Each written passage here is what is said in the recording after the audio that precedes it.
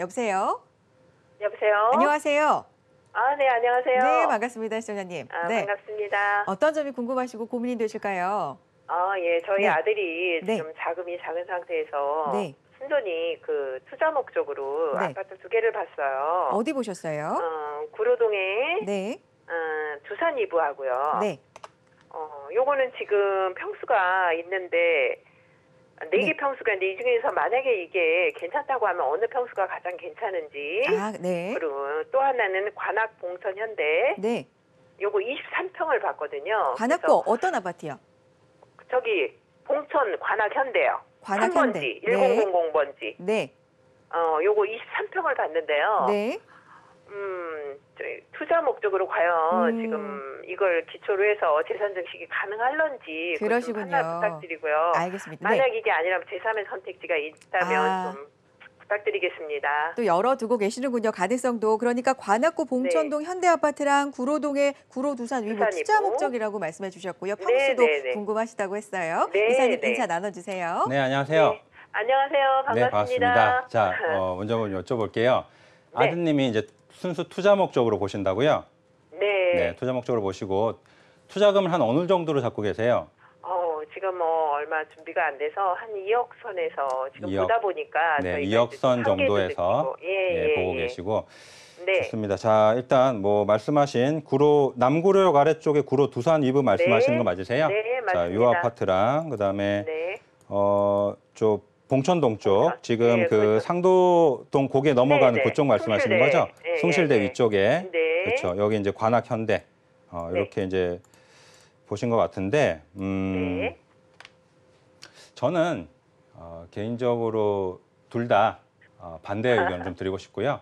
제 그랬어요? 3의 선택을 말씀하셨는데 그 네. 부분과 관련해서 좀 말씀을 드리는 게 좋을 것 네. 같아요. 그래서 네, 감사합니다. 지도를 좀 이렇게 크게 해놓고 볼까요? 네. 이제 두 아파트를 다 담으려면 지도가 이제 좀 많이 크게 보여야 될 것 같은데 지금 보시면 뭐 봉천동이 이제 관악현대가 네. 여기 이제 있죠. 봉천동.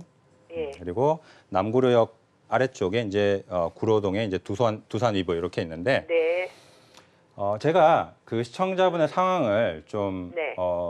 상상을 해본다면 뭐 유추를 좀 해본다면 뭐 이런 느낌일 것 같아요. 무슨 얘기냐면 자, 최근 이런 비슷한 어떤 고민을 가지신 분들이 많으실 텐데 네. 이제 부동산 시장 흐름을 보니까 아파트 가격이 이제 점점 올라가고 이대로 계속 있다가는 나중에는 이제 도저히 아파트를 살 수 없을 것 같은 이런 불안감이 이제 엄습해 오는 거죠. 되게 조급해지고.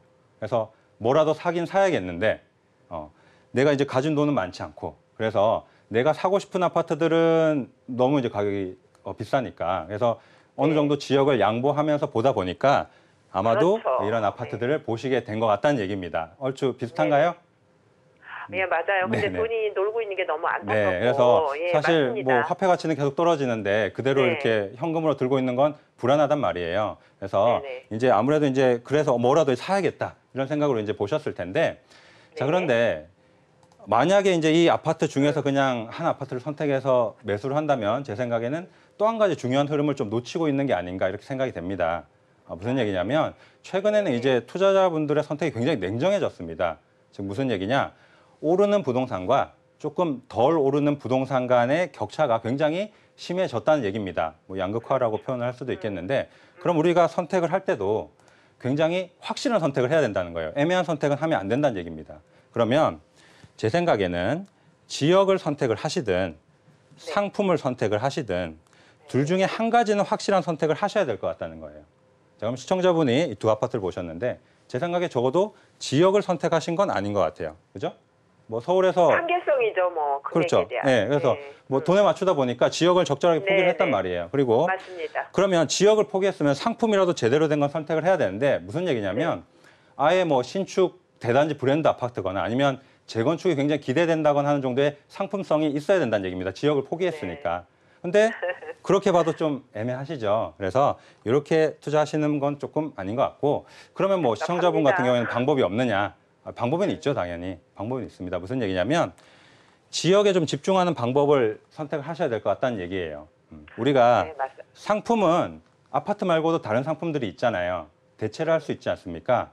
뭐 빌라나 오피스텔 같은 소형 주택들이 있단 말이에요. 이런 소형 주택들은 투자금이 얼마 안 들어가죠. 자, 그러면 대신에 지역을 확실한 지역, 뭐 우리가 흔히 얘기하는 삼도심이든 요즘에 많이 얘기하는 용산이든 이런 확실한 지역에 소형 주택에 투자를 해서 투자금은 좀 줄이면서 투자 효율은 극대화하는 이런 전략을 세우는 게 지금 여유 자금이 충분하지 않은 상황에서는 좀 더 현명한 전략이 아닌가 이렇게 생각이 된다는 거예요. 아, 근데요, 여기 한 네. 가지 더 질문할게요. 그 아이가 오피스텔을 하나 갖고 있어요. 지역도 그러세요? 좋고 좀 네. 수익 그러시면은 갖고 있어서.